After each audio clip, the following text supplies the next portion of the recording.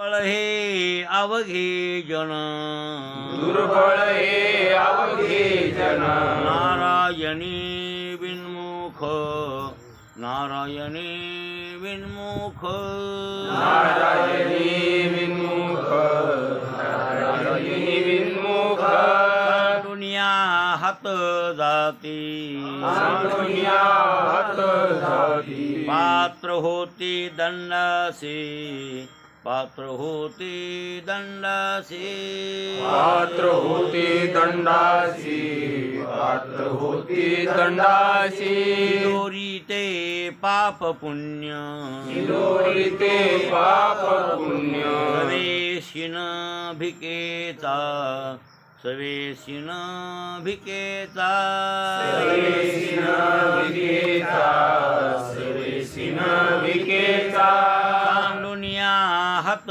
जाती सांडुनिया हात जाती पात्र होती दंडासी पात्र होती दंडासी पात्र होती दंडासी पात्र होती दंडासी तुका म्हणे पडिला वाहो तुका म्हणे पडिला वाहो कैसा पाहो लटक्याचा कैसा पाहो लटक्याचा कैसा पाहो लटक्याचा कैसा पाहो लटक्याचा सांडुनिया हात जाती सांडुनिया हात जाती पात्र होती दंडासी पात्र होती दंडासी पात्र होती दंडासी पात्र होती दंडासी प्रस्तुत प्राप्त प्रसंगी सेवेसाठी निवडलेला अभंग दररोजच्या पाठातील जगद्गुरु तुकोबरायांच्या गाथ्यातील देवडीकरांच्या प्रतिप्रमाणे 298व्या क्रमांकाचा आपला अभंग आज चालू झालेला आहे. आणि जगद्गुरु तुकोबराय या अभंगामध्ये विषयी लोकांचं पामर लोकांचं ते वर्णन विषय आणि पामर यांचं वर्णन करतात. ते दुर्बळ हे अवघे जन हे सगळे लोक कसे आहेत दुर्बळ आहेत. कोण दुर्बळ आहेत? नारायणी विन्मुख देवाला विन्मुख होतात तर ते दुर्बळ आहेत. सांडुनी हात जाती मग असे लोक हात सोडून देऊन जातात मोकळ्या हाताने जातात म्हणा कसे जाते तर मोकळे हा सांडुनी हात जाते मोकळ्या हाताने जातात आणि पात्र होती दंडासी यमाच्या दंड्याला पात्र होतात. तिथंही आले काय केलं तर काहीच नाही तशाला तसे गेले हात सोडून गेले हात झाडून गेले बरोबर आहे ना. हात झाडून आलून हात झाडून गेलो असं होत. संग शिदोरी कोणती घेऊन जातात तर पाप पुण्य पाप आणि पुण्य ही शिदोरी घेऊन जातात. आणि मग पाप पुण्याची शिदोरी संग नेल्यामुळं ते सीन पावतात भिकेचा. कशाचा? भीक मागत हिंडतात ते आणि सीन होतो त्यांना. तुकाराम महाराज म्हणून हे कसा वाहो पडिला वाहो नाम ओघ हे ओघ तुका म्हणे पडिला वाहो वाहो म्हणजे ओघ ओघ कैसा पाहो लटिक्या हे लबाड गोष्टीचा ओघ कसा पडलाय बघा. ओघ म्हणजे वाहो म्हणजे ओघ बरं का आजानं जे केलं तेच ना बरं काय पण बाप करतो बाप केलं तेच लेख करतो हाय का काय बदल काही थोडा हां जे पहिल्यानं कित्ता गिरवला तेच करायलेत ना लोक. आपल्या परंपरेनं जे संसार करत आले आपल्या आजे म्हणजे तेच आपण बी करायला काय वेगळं मनुष्य जन्माला आल्यावर करायला काहीच नाही. म्हणजे कैसा तो का म्हणे पडला वाहो वाहो नाम ओघ कसा पडला आणि लटक्याचा म्हणजे लबाड गोष्टीचा ओघ आहे ना. हे खरा गोष्टीचा ओघ नाही आहे. पटत आपल्या काय तुझ्या बापानं कसं केलं आणि तू काय करायला म्हणलं की त्याला पटत आहे महाराज ते खुसतं आणि मग त्याच्याशी शिरतं आपल्या बापदादासारखं वागण्याचा प्रयत्न म्हणजे काय बापानं संसार केला ते खऱ्या गोष्टीचा विचार करत नाहीत ते. आपल्या बापानं परमार्थ केला असेल तर आपण परमार्थ आणि परमार्थिकाचे लेकर परमार्थिक निघतात असं मात्र नाही बरं नाही. पण 99% संसार करणाऱ्याचे लोक संसार करतातच. संसार करणाऱ्याच्या बापाचेच लेक संसार करतात. एखादाच वैराग्यवान त्या वंशात जन्माला येतो की मला संसार नकोय असं म्हणणारा, कंटाळा वाटणारा संसाराला एखादाच असतो. नाही तर ओघ आहे ते ओघ, गंगेचा ओघासारखा, नदीचा ओघासारखा. जे पंजाईनं आजाईनं केलं तेच ले बापा करतात आणि तेच लेकं नातू करतात. हे ओघ पडलाय. तो का म्हणे पहिला वाहू कैसा पाहू लटक्याचा, लबाड गोष्टीचा वाहू पडलाय असे महाराज आणि म्हणायलेत. म्हणजे हे विषय आणि पामर या लोकांचं या अभंगामध्ये वर्णन आहे. मग ही त्यापैकी विषयी दुर्बळ हे अवघे जन. अभंगाचं पहिलं चरण काय तर दुर्बळ हे अवघे जन. दुर्बळ आहेत म्हणजे इथं दुर्बळ म्हणले त्यांना. दुर्बळ म्हणजे बळ नसणारे. निर्बळ दुर्बळ एकच बरं. निर्बळ आणि दुर्बळ. ज्यांच्याकडे बळ नाही ते दुर्बळ किंवा निर्बळ म्हणा. हो. आणि जे संत महात्मे ते मात्र बळवान आहेत. हो. ते कसे ते बळवान आहेत. अत्यंत बळवान ते लोक आहेत संत महात्मे. हो. काय म्हणले बऱ्याच अभंगामध्ये. हो. ठाया बळी पावले. ठाया बळी तुझ्या ठिकाणाला बळवान प्राप्त झाले. हो. बळवान आहेत ना ते भगवंताच्या स्वरूपापर्यंत पोहोचतात. मग आपल्याकडं बळ नाही. बळ म्हणजे शारीरिक नाही बरं. शारीरिक बळ नाही. हे अंगातली ताकद इथं असं दुर्बळ म्हणाले. अंगातली ताकद त्यांच्यात नाही. मरतंगडे झालेत असं शारीरदृष्ट्या तुम्हाला दुर्बळ म्हणले नाही तुकाराम महाराज. शरीरानं धष्टपुष्ट आहेत. हो. शरीर चांगलं आहे, धष्टपुष्ट आहेत. अंगात मस्ती आहे, ताकद आहे, सगळं आहे. पण ती ताकद ती मस्ती जिरवायले ना संसारात. उंकड जिरवायले. किती जिरवायले संसारात महाराज. मस्ती सगळी आवता आणण्यात, गटर खणण्यात, तिकडं तिकडं हे ते कुठाने करण्यात आपली सगळी मस्ती जिंदगी खराब होऊन आहे की नाही. शिकलाच बी फवारायला. या या या गुडघ्याच्या नाही फवारायला नाही. खरंच फवारायला अवघे लोक म्हणाले. अवघे आयुष्य काळाधीन झाले. हो. परी चित्त ते गुंतले परपंचात. परपंचाचा भार वाहत शेखर. नाही विचार साधनाचा. वा वा. आंबा हरीच्या दासा काही भय नाही त्रिलोकी. त्यांना नाही हो. पण आपलं वर्णन इथं आपलं या हरिदास वर्णन नाही ना. इथं वर्णन कोणाचे दुर्बळ लोकायचे. दुर्बळ महाराज. एका अभंगात तुकाराम महाराज म्हणले दीन आणि दुर्बळासी सुखरासी हरिकथा. हो. तारुभव सागरीचे उंच नीच अधिकारी चरित्र ते उच्चारावे केले देवे गोकुळी. तो का म्हणे आवडी धरीन कृपा करी म्हणून. बरोबर आहे ना. ते अभंग तुम्ही बघा बरं. दीन आणि दुर्बळासी सुखरासी हरिकथा. सुख देणारी हरिकथा आहे. तिथं साधन सांगितलं दीन दुर्बळांना. पण तिथं दीन आणि दुर्बळ दोन शब्द आलेत बरं. इथं दुर्बळ शब्द आलाय, दीन आला नाही. दुर्बळ हे अवघे. दीन आणि दुर्बळ हे अवघे जण बसत नव्हतं त्या तुकड्यामध्ये ते बसविलं. दुर्बळ हे अवघे जन. नारायणी जे नारायणी विनमुख. बरं काय नारायणला विनमुख आहेत म्हणजे भगवंताच्या सन्मुख नाहीत, विनमुख आहेत. ते दुर्बळ आहेत. कशानं दुर्बळ आहे तर ते वैराग्य वाचून दुर्बळ. कशा वाचून? वैराग्य. या पामरांना तर भक्तीही नाही, विधीही नाही. अविधीचं आचरण करतो तो पामर. त्याच्यात कसलीच ताकद नाही बरं.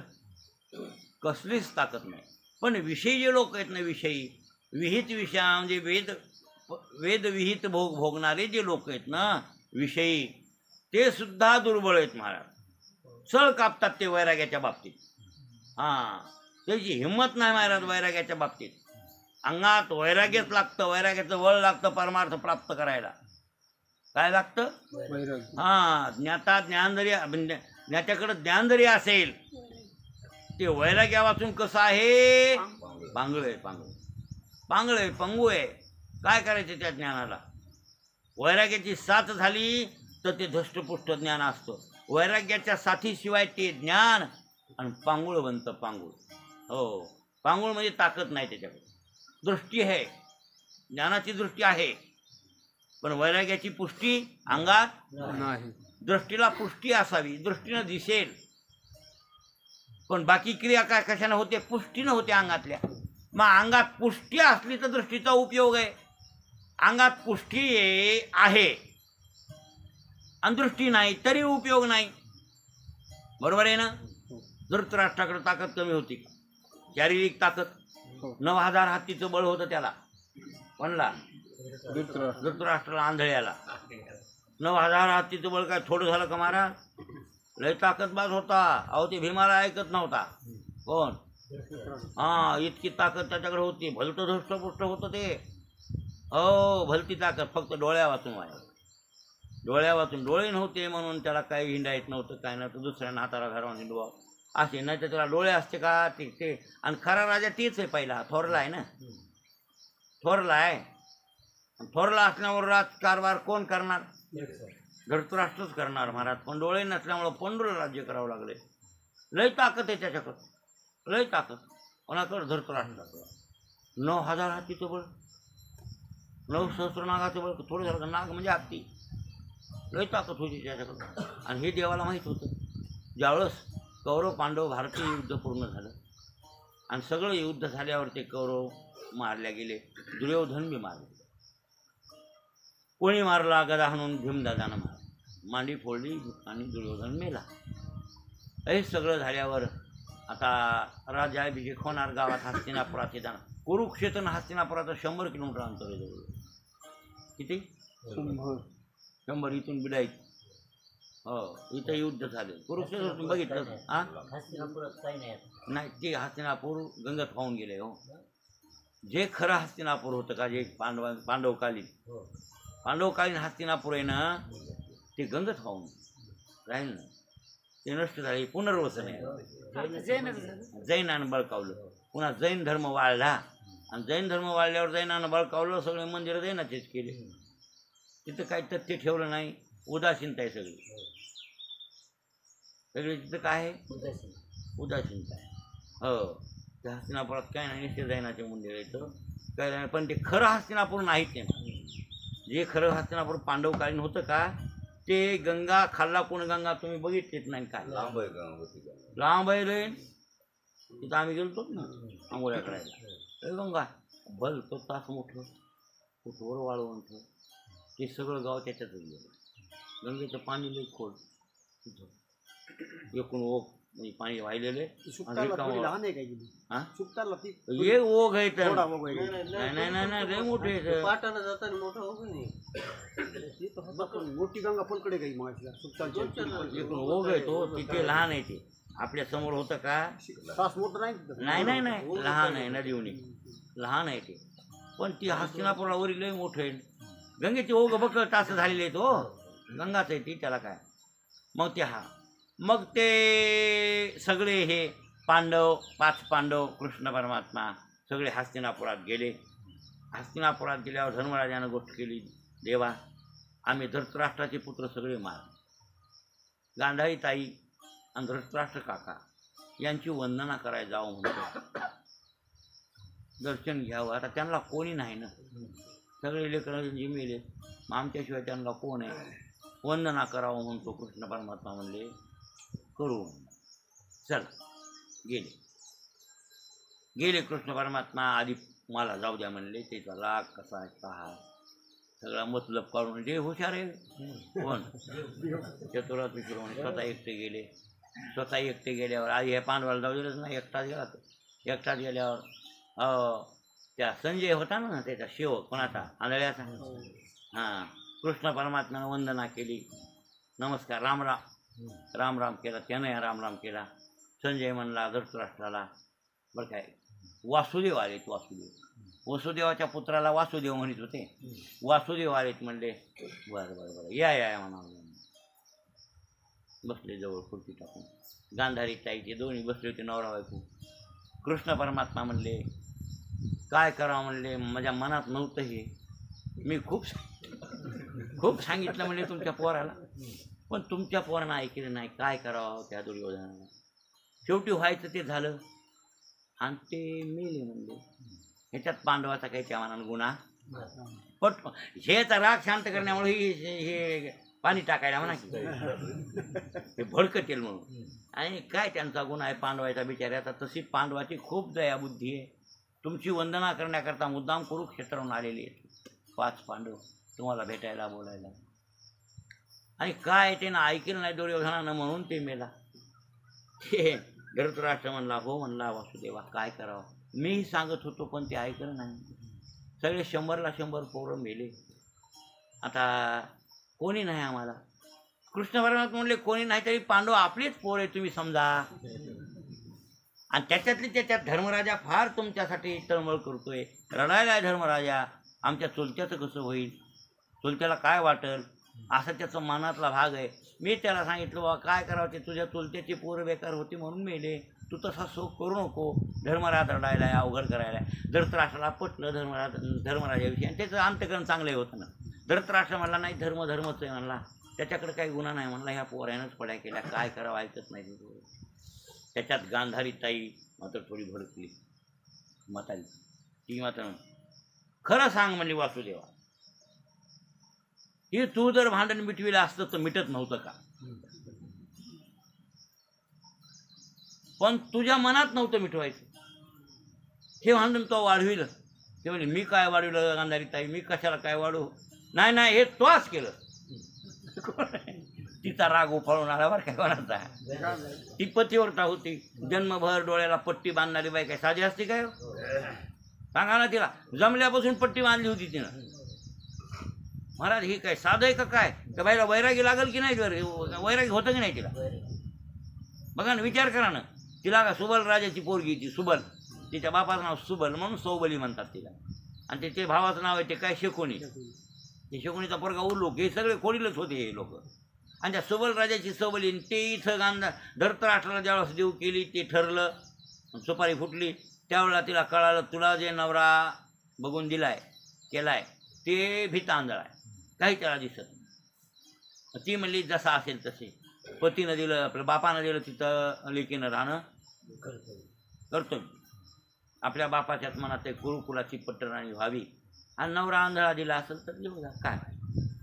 पण कुरुकुल श्रेष्ठ असल्यामुळे आमच्या वडिलांनी सोयीसंबंध केला आणि दिला आंधळ्याला देवजात. मग आता मला माझ्या नवऱ्याला दिसत नाही म्हणल्यावर मी कशाला बघू. त्यावेळेस पट्टी बांधली. मी लग्नाच्या आधीच पट्टी बांधली ती.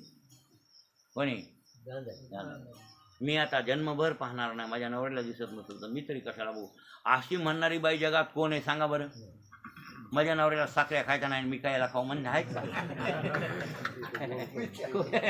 होय सावकार आपल्याला सांगितलं कोणी डॉक्टरनं अजिबात साखर खायची नाही.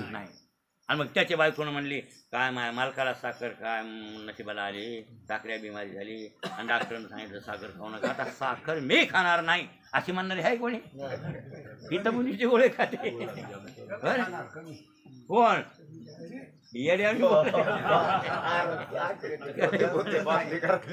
कमी खात नसते कशाची कमी होय भाऊ. असं नाही महाराज असं होत नाही. ती गांधारीच लागते. नवऱ्याला आवडत नाही की नवऱ्याला दिसत नाही तर मी कशाला बघू म्हणून असं अशी पट्टी बांधणारी बाई जन्मभर. अहो तिला वैराग्य होतं बिचारीला पण ती मोठी पतिव्रता होती.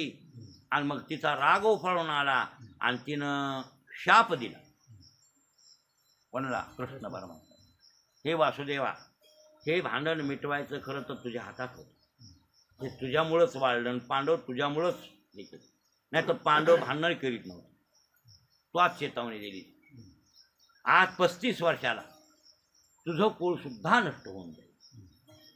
तुझी आमची खानदानीला ब्याला कोणी राहिलं नाही. लेकर राहिले नाहीत नातू नाही पंतू नाही कोणी नाही. आमचा वंश बुडाला म्हणजे धृतराष्ट्राचा वंश बुडालाच ना.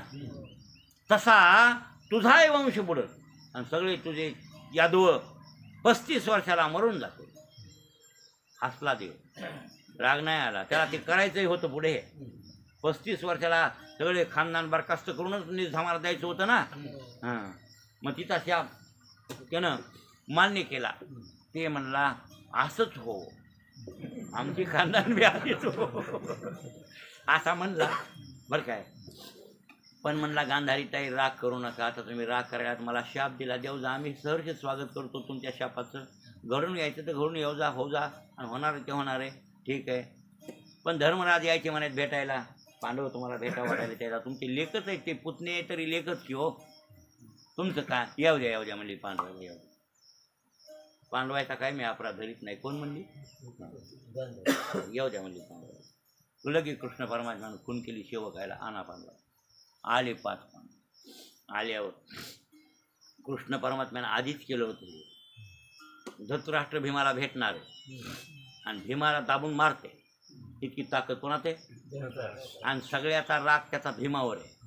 भीमानं मारलाय थोरला पोरगा त्याचा, आणि त्याची बक्कळ 100 पैकी 50 पोरं भीमानं मारले, 100 पैकी 50 पोरं एकट्या भीमानं मारले, कोणाचे, धृतराष्ट्राचे, आणि त्यात थोरला पोरगा करता सवरता राजा यानं मारलाय, कोणी, भीमानं. म्हणून त्याचा राग आहे. हे देवाच्या अंतकरणानं न सांगता तुम्हाला कळू येते, अंतर आहे ना, हो, त्याला कळत आहे सगळं लोकांच्या मनातलं. त्यानं आधी लोखंडाचा पुतळा भीमाचा तयार, धर्मराजाला म्हणले भीमाची आकृती लोखंडाचा पुतळा तयार करायचा आहे. धर्मराज म्हणले काय ह्याला, तुला सांगतो म्हणले काय ह्याला, आधी करून तर घे. लवार ऐकून, लवार असते तिथं बघ, त्याला काय राजा म्हणजे लवारायला काही कमी आहे का, ठोक्या करणारे. ह्या लोखंडाचा भीमाचा पुतळा तयार करून ठेवता आधीच, सेवकायला सांगितलं होतं तिथं नेऊन ठेवा सभेत जवळ. त्या म्हाताऱ्याला काही दिसत नाही, काय लहान लोखंडानं काय म्हणणार नाही, तिथे नेऊन ठेवलं. गेले पांडव, गेले धर्मराज, गेले, वंदना केली धृतराष्ट्राची, मी धर्म असा म्हणतो. धृतराष्ट्रानं आशीर्वाद दिला, कल्याण तुझं चांगलं होईल, तू चांगलाच आहे, तुझं अंतकरण. हो काका काय करावं, मला वाटत नव्हतं कोळ मारावं, पण मेलं माझ्यामुळं, मी गुन्हेगार आहे, कोळ माझ्यामुळंच मेलं ना.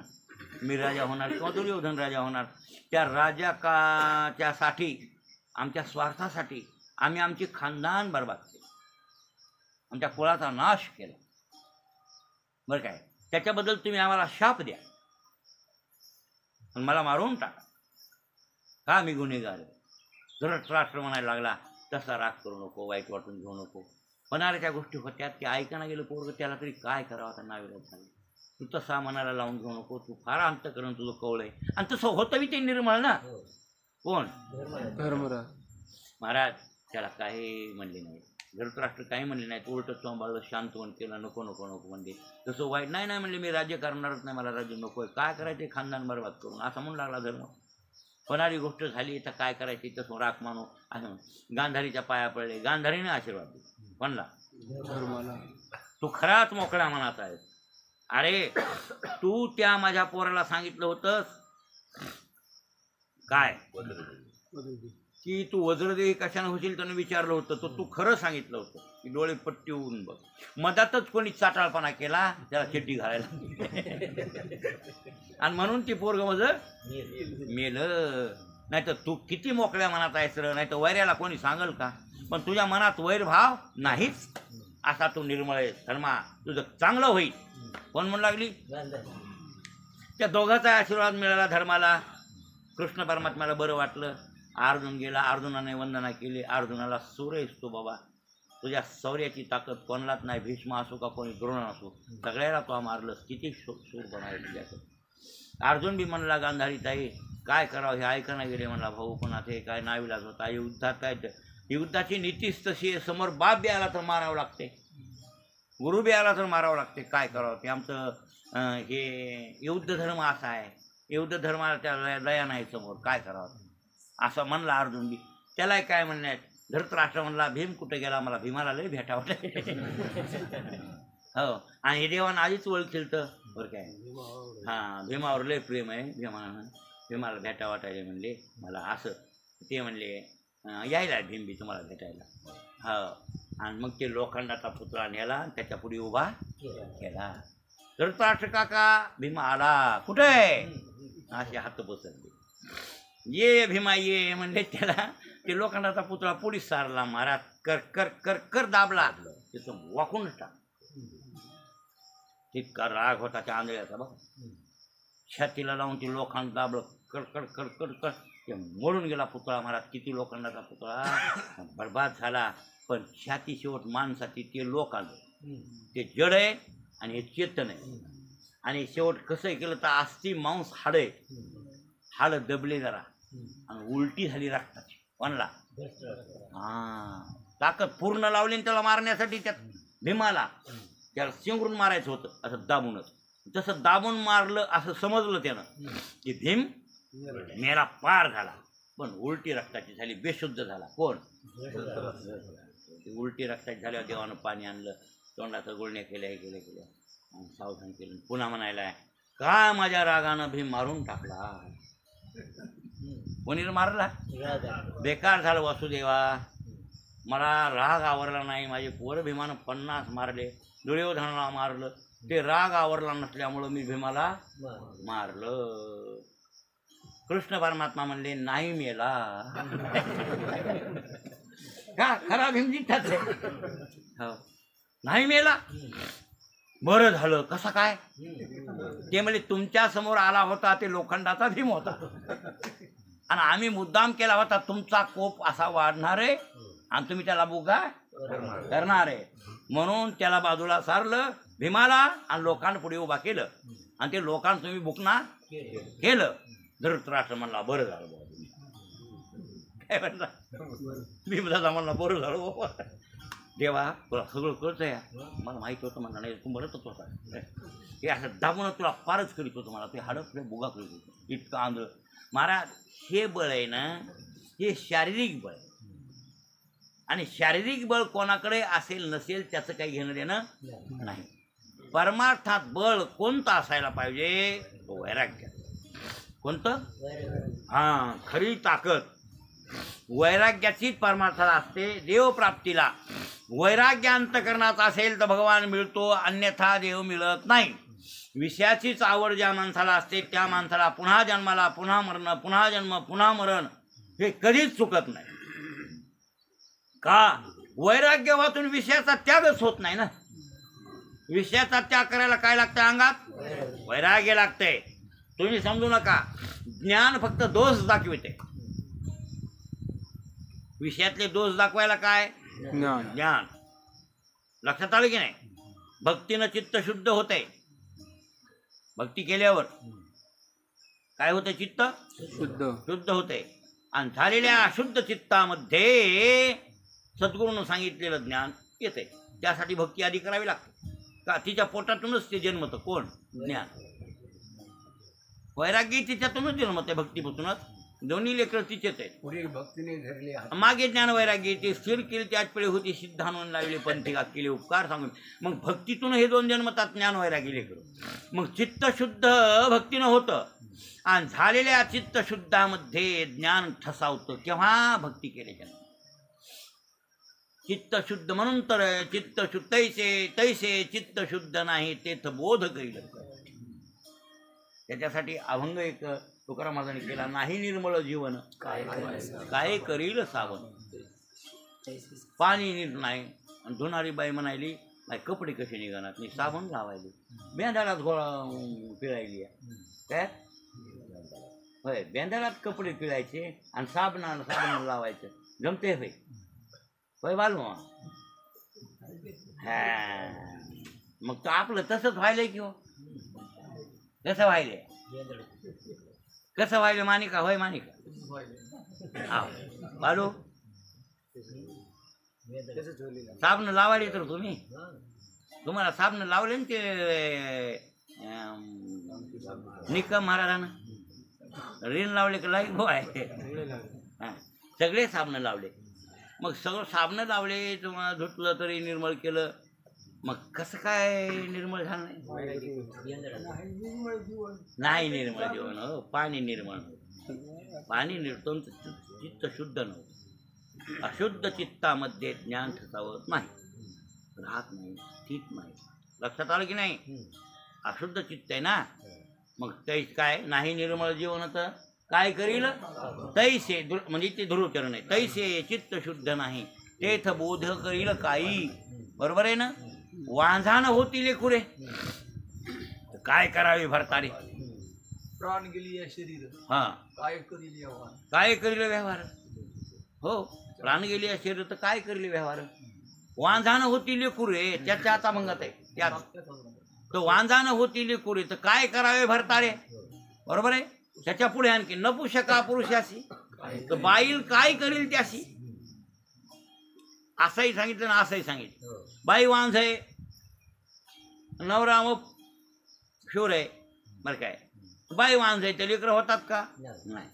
बरं, बाई काय नाही, प्रजन शक्ती चांगली आहे, लक्षात आलं. पण नवरा नपुषक आहे, तरी लेकरं होतात का? नाही. म्हणजे वांझानं होती, पुन्हा असं नपुषका पुरुषाची त्याच्यातच आहे. मग इथं सद्गुरूबद्दल बोलले तुकाराम महाराज.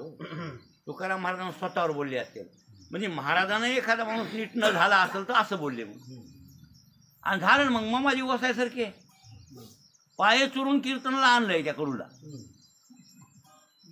कोणला सांगा बरं? काठीनं मारलं त्या महाराजाला, काठीनं. आणि काठीनं मारल्यावर हे पाय चोराय गेले.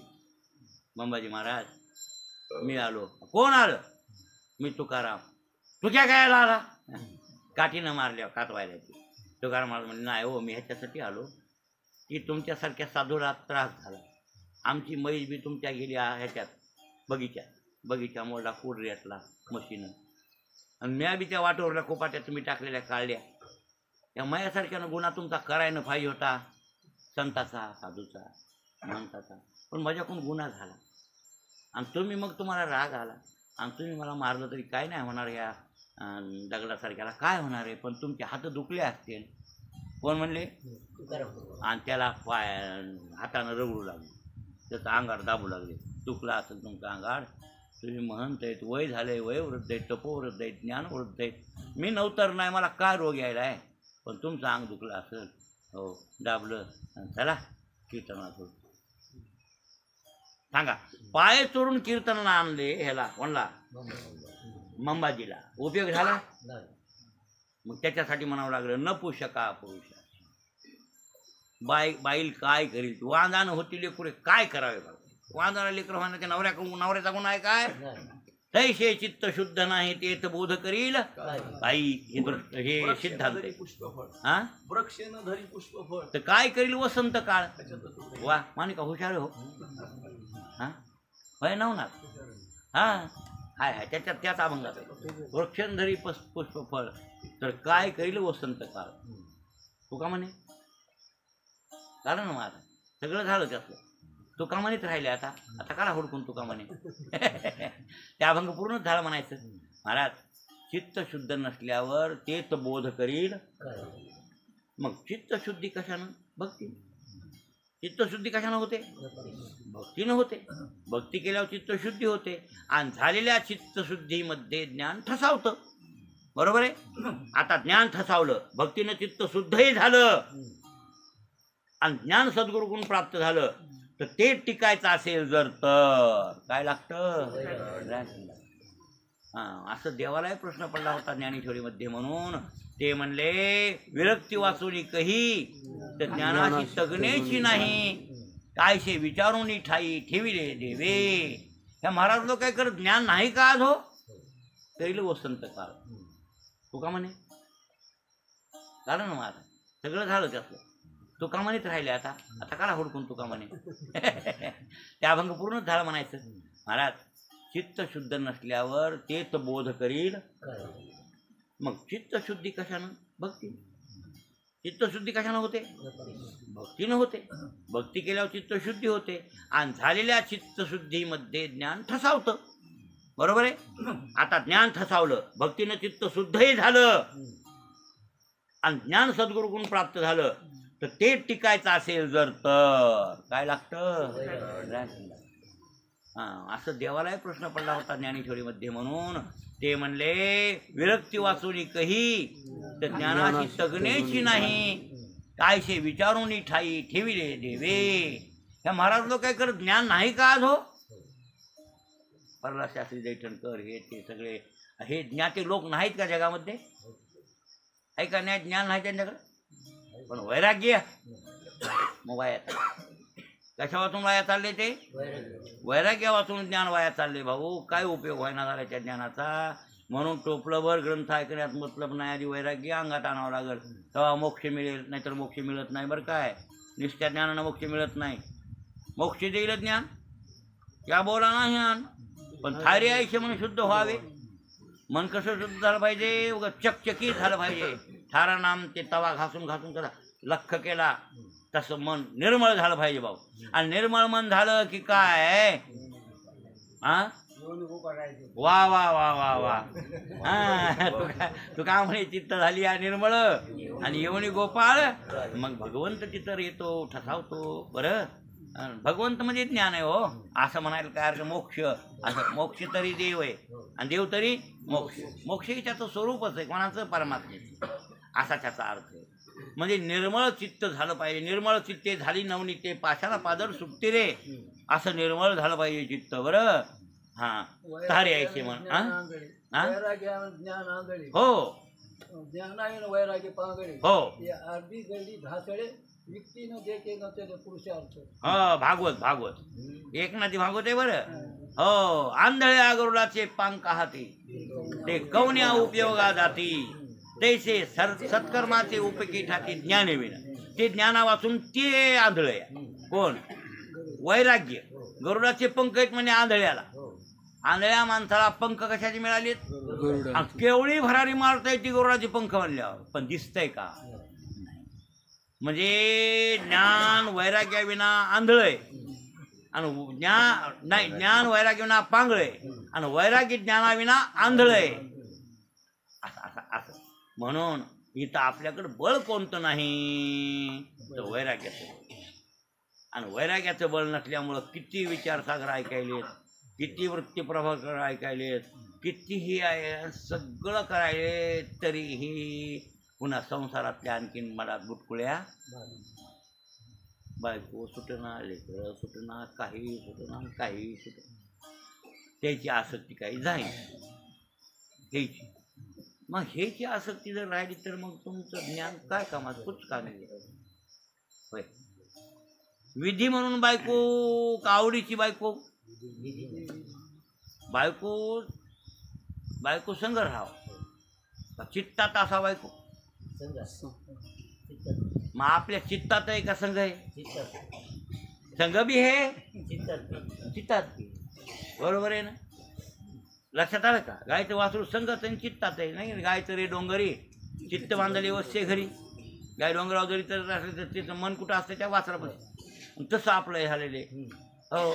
मग ती विरक्तीच नाही ना. काय नाही? विरक्ती नाही. आणि विरक्ती नसल्यावर ज्ञान तगतच नाही. ज्ञान उडून जातं. हां हो तगतच नाही ना. ते निघून जातं ज्ञान. मग अंगात बळ कोणतं पाहिजे? वैराग्याचं बळ पाहिजे. बरं हो. आणि वैराग्या वाचून हे माणसं दुर्बळ आहेत असे तुकाराम महाराज म्हणून लागले. दुर्बळ दुर्बळ झालेले. बघा तुम्ही सहस्रनामाचे हत्यार जसं भगवान कृष्ण परमात्मा ज्ञानीशीत म्हणाले ऊर्ध्वमूलमध शाख मश्वत्थम प्राहुरव्यम छंदांशेष पर्णानि अस्तम वेदस वेदवेद अधस्य ऊर्ध्वं पुरुषा तस्य शाखा गुणप्रवृद्धा विषय प्रबालाः अधस्य मूलानि नुसंततानि कर्मानुबंधीनि मनुष्य लोके न रूपमस्य तथोपलभ्यते नान्तो न चादिर्न च संप्रतिष्ठा अश्वत्थमेनं सुविरूढ मूलं मत्संग शस्त्रेण दृढेन छित्त्वा. असंग शस्त्रेण दृढेन छित्त्वा. असंग शस्त्रेण कोणत्या शस्त्रानं? हां असंग शस्त्र पाहिजे बरं काय. आपल्याकडे असंगाचं शस्त्र आहे वैराग्य. असंग म्हणजे काय? वैराग्य हो. ते म्हणले ऐशे निगा वीरनाथा आत्मज्ञानाच्या खडगलता शेदुन्या भवास्वस्था ऊर्ध्वमूळा. ते वरी मूळ ज्याच्या झाडाचे खाली फाटे संसार वृक्षाचे त्याला तोडायला तू असं भेऊ नको म्हणले. एवढं काय भ्यायची गरज नाही. पुढे सांगितलं त्यांनी काहीच नाही म्हणले. हातात ज्ञानरूपी तलवार घ्यायची आणि वैराग्याच्या बळानं घाव मारायचा. कोण्या बळानं? हा तलवार जरी दिली असली निर्बळाला दिली तलवार का उभे हान कुराडी आणि ह्याच्या हातात अवसान नाही. फुटू फुटू फुटू फुटू. बरोबर आहे. कुऱ्हाड बी चांगली पाहिजे आणि तोडणाऱ्यात काय पाहिजे? बळ बी पाहिजे. झाड तोडाय उशीर काय मग? बरोबर आहे ना? मग कुऱ्हाड चांगली ह्याच्याकडे बळ नाही. ह्याच्याकडे बळ आहे कुऱ्हाड खट्याळे तरी जमत नाही ना. तुटत नाही ते. मुरदार कुऱ्हाड झाड तुटत आहे का? कवर बी खटे हाणू द्या बरं. बळ बांधणं बी काय उपयोग आहे? दोन्ही पाहिजे. तसं ज्ञानरूपी कुऱ्हाड बरं काय. आणि वैराग्याच्या अंगात बळ. मग संसार वृक्ष तोडायला उशीर नाही. म्हणून सांगितलं तिथं की कोणतं हत्यार पाहिजे तर सहस्रनामाचे हत्यार. म्हणून तर तिचं वाटचालीचे अभंग आहेत खरे. हे कोणी म्हणतच नाही दिंडीला. हो, दिंडी निघाल्यावर हे अभंग पाठ करायला पाहिजे भजनेनं. पण आताच्या भजनेला पाठच नाही. जुने भजने चांगले होते हो आमच्या लहानपणी. आमच्यात लय भजने हो, 10-5 भजने पाठांतर. तुम्हाला लय काम आहेत नाही का. मालिका मोरी ठेवून चुकत समोर ठेवून काय आता आपल्या आता होय. गंगाराम मामा पाठवले, ज्ञानबा माऊली, आमचे चुलते पांदास माल पाटील, नामूवारी पाठांतरवाले. नामवार का लय पाठ होतं. बालमाला काहीच पाठ नाही. आमच्या नामवारकाला लय पाठ. मालिका संघच म्हशी संघ. दुपारवर दाड्या खरडायच्या. सकाळपासून झुंझुरपासून दाड्या खरडीत होतं नामो मामा. जरा गाव त्याच्याकडे होता का नाही. आणि मग दुपार 12-1ला मग जेवण खाऊन सोडीत म्हैस. आणि म्हैस चरीत चालीत मालिक. त्याची मालिका पडायचीच नाही मेन कपडात. आज मोबाईल संग त्याला मेन कापड. हे आमच्या नाममाला मालिकेला मेन कापड. आणि ती मालिका संगत पाठांतर व्हायला काय पाठ होतं. लयच पाठ होतं नाममाला. भरतं पाठ. पहिल्या भजनेला पाठ. हे दिंडी चाले कोणते पताका धडकती टाळ मृदंग वाजती. प्रेमे आनंदे गरजेतील भद्र जाती विठ्ठलाचे आले हरीचे विनट. वीर विठ्ठलाचे सोबत फेने झाले दिग्पट पळती थाट दोषाचे. तुळशीमाळा शोभती कंठी गोपी चंदनाची उटी. सहस्र विघ्ने लक्ष कोटी 12 वाटी पळताती. बरं काय. सहस्रनामाचे हातियार शंखचक्रांचे शृंगार. हतिबळ वैराग्याची थोर केला मार षडवर्गा. आयसे एकांगवीर विठ्ठल रायाचे डिंगर. बाप रुक्मादेवीवर 3 निर्धारी जोडीला. एक तर अभंग आहे 5-6 चिरणी. त्याच्यात पुन्हा 4-4 तुकड्या आहे की नाही. कोणता हत्यार. सहस्रनामाचे हत्यार म्हणजे ज्ञान. नामज्ञानीचा अभेद आहे. सहस्रनामाचे हत्यार शंखचक्रांचे शृंगार. पण हातीबळ कोणतं थोर. वैराग्याचे थोर. आणि केला मार षडवर्गा. का मायेची लेकरेची. काम क्रोध मद मत्सर जमाने हे कशाचे लेकर आहेत. मायेची अविद्येची लेकर आहेत. ही अविद्य कळते. आणि यांना मारून टाकलं. झाड उलथलं करायलो. पडलंच पाहिजे झाड. झाड पडत कसं नाही. पण वैराग्याच्या बळानं पडतंय. बळ वैराग्याचं लागतंय अंगात. कोणतं. हां. आणि वैराग्याचं बळ अंगात झालं रे झालं. पण हे विषय माणसाकडं नाही. म्हणून तुकाराम महाराजांना सोपं साधन सांगण्यासाठी सांगितलं. त्या भागाकडे म्हणजे महाराज लई ताटकील झाले. अधिकार ते सा करू उपदेशन साहेब जेथे असते ती द्यावी. बरोबर आहे ना. काय करावं नावीला देणं. आमचा हनुमान मी एक दिवशी म्हणून लागलो. अर्थ पुरुषार्थ आहे ते करावं म्हणला का नाही हनुमान. मला काय म्हणला. धर्म अर्थ काम आणि मोक्ष हे 4 पुरुषार्थ आहेत. त्यानं ऐकलेले. म्हणजे पैसा कमी भाव पुरुषार्थ आहे म्हणला तो. बरोबर आहे ना. मग रावणानं पुरुषार्थच केला. आमच्या सावकाराने पुरुषार्थच केला. बरोबर आहे ना. पण त्याचा मोक्ष पुरुषार्थ पुढचा. हां. आणि अर्थाला अर्थ पुरुषार्थ कोण म्हणे. त्याला पुरुषार्थ म्हणजे पुरुषाने केलेली कमाई. पैसा नशिबाने मिळतंय का कमाई कष्टाने मिळते. पुरुषार्थ कसा.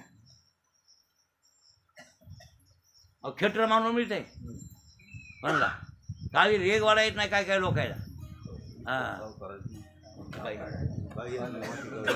हे काय मारुती सही करायला 3 घंटे लागत. हा. पैसे कोण हे न द्यायचे आणि दुसऱ्याने टिपून घ्यायचे. म्हणजे बरेच लोक आहेत असे पण त्यांच्याकडे धन खोऱ्यानं ओढायचं. तरी निधान जोडावया. हां. भाग्य घडेगा धनंजय. हो. जोडले भोगावया विपाय होय. हा. नाही ते तर जोडलेलं का सांभाळायला विपाय होतं. त्याला काय करता. पण पैसा कशाने मिळतो. भाग्याचे बरसे. हा. मग हे कशाचे पुरुषार्थ आहेत. धर्म अर्थ आम्ही टिकू देत नाही का पुरुषार्थ. पुरुषार्थ खरा मोक्ष. आणि मोक्ष हे पुरुषार्थ नाही खरा. सिद्धच आहे ती. ते बी काय आहे सिद्धच आहे ना. ते तरी पुरुषार्थ. तुकाराम महाराजांना त्या अभंग ते घेतल्यावर हो तुकाराम तुकाराम नाम घेता धन्य तुकोबा समर्थन ज्याने केला हा याचं चिंतन करताना आम्ही बोलतो खरे तुकाराम महाराज आहे त्यांनी पुरुषार्थ केला ज्ञान सुद्धा पुरुषार्थात मोक्ष सुद्धा पुरुषार्थात मोडत नाही असं सिद्ध करण्यासाठी बरं काय हो मग सांगा मग आता अशा अर्थ पुरुषार्थ म्हणणाऱ्या माणसा कसा माणूस आला तसंच बोलावं लागेल का नाही? कसं बोलावं लागते त्याला हा काय काय माणसं व्यवहारात येतात हे कसं बांधलं महाराज दुसरं विचारित नाही केवढ्या रुपयानं बांधलं बरं दिसायला इथं फरशीच करावं अमुक ठमुक त्याला तसंच बोलावं लागेल त्याला दुसरं काय उपयोग सांगू उपयोग बरोबर आहे ना धानं दोनं बरे ते कमवतात ते असं करावं लागते तसं करावं लागतं पैसे नाही कमवायचे तर काय कमवायचं आमचा सफार म्हणत होता ह्याच्यामध्ये करायचं त्या ठिकाणी डॉक्टरही म्हणला आहे बरोबर पैसे नाही कमवायचे तर हाजीमध्ये करायचं त्यान काय डॉक्टर होता ना हा बरोबरीचा म्हणजे आता अशा लोकांना काय उपदेश करावा मग वैराग्याचा नाही जमत त्याच्यासारखंच उपदेश करावा लागते मग त्याच्यात म्हणावं लागते तुम्ही असंच करा पैसे कमीच जा पण सकाळी थोडी ज्ञान थोडी वाचा कारण का त्याच्या अधिकारात येते तितकंच म्हणून तुकाराम महाराज म्हणले बरं काय ते म्हणले गुरुदासचे नव्हे संसार या वैराग्य तरी भेने कापी विषया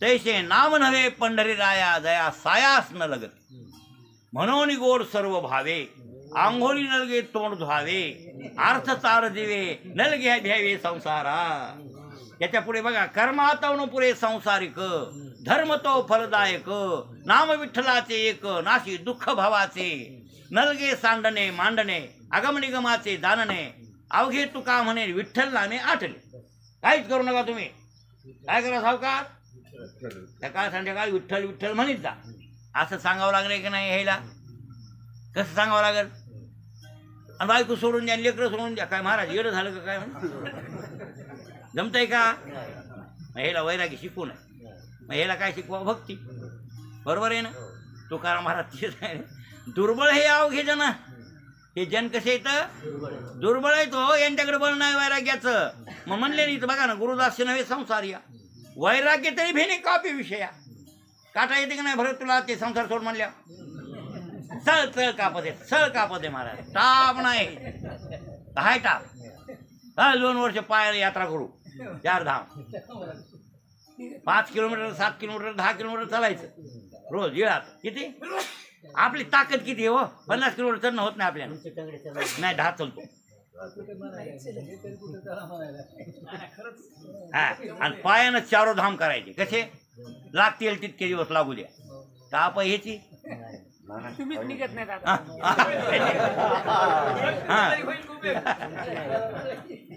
नाही आता मला मंदिर बांधायचे मंदिर झालं मनाबरोबर तुम्ही मंदिर पूर्ण झालं कळस निघाला रंगरंगोटी झाली आणि तिथे एक दिवशी काकडा म्या मंदिरात केला कृष्णासमोर हाल का रे कृष्णा डोल का रे आणि घडे घडे गुज बोल त्याच्या समोर मी विण्याव काकडा केला का फिटलं कामच माझ्या जीवनात मग त्या दिवशी मरण आलं काय हे सगळे येतील का नाव घेऊ नका नाही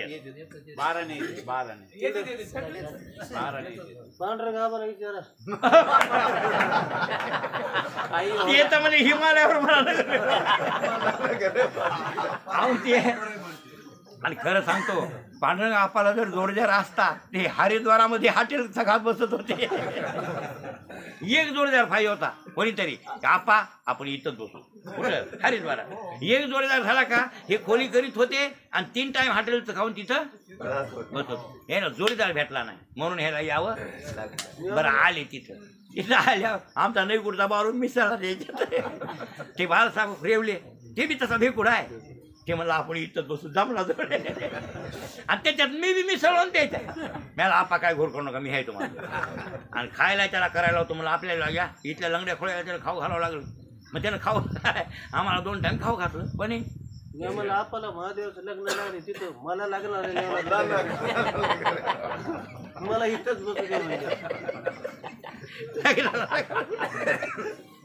काय मुश्किल आहे आता सांगा वैराग्य तर भेने कापी विषयामध्ये वैराग्य म्हणावं तर त्या विषयाला संसारिकाला भेनं भेनं थर कापत आहे का त्याच्याकडे हे बळच नाही कोणाचं वैराग्याचं बळ नाही बाबा काय करावं दुर्बळ हे अवघे जन नारायणी विनमुख भगवंताला विनमुख झाले ते हे दुर्बळ लोक आहेत काय करावं महाराज आता मग काय होईल त्याचा परिणाम ते पुढच्या चरणात सांगायलेच आपण उद्या बघून घेऊ बरं काय दुर्बळ हे अवघे जन वैराग्यापासून हे दुर्बळ आहेत आणि अवघे नाव हे सगळे कोण विषयी पामर जिज्ञासूला वैराग्य असते बरं याच्यात जिज्ञासूचं नावच नाही आणि मुक्ताचं तर नाही मुक्ताचं तर नावही घ्यायचं ना ते तर लय बळवान बळ होऊन त्याला प्राप्तच केलंय कोणी हा पुढे गेले ते काय बळी पावले ना एकी केली हातोफळी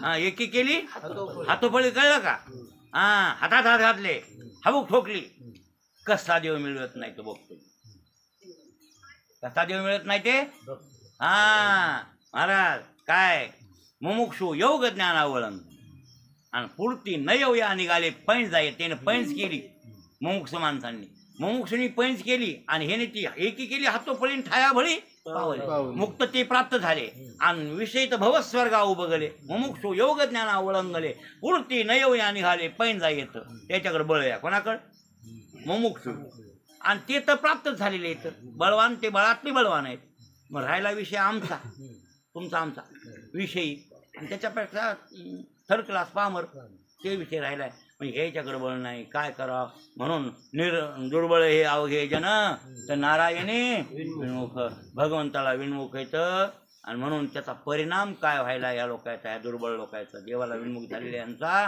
ते पुढच्या ध्रुवचरणात तुकाराम महाराज सांगायले आपण त्याचा विचार उद्या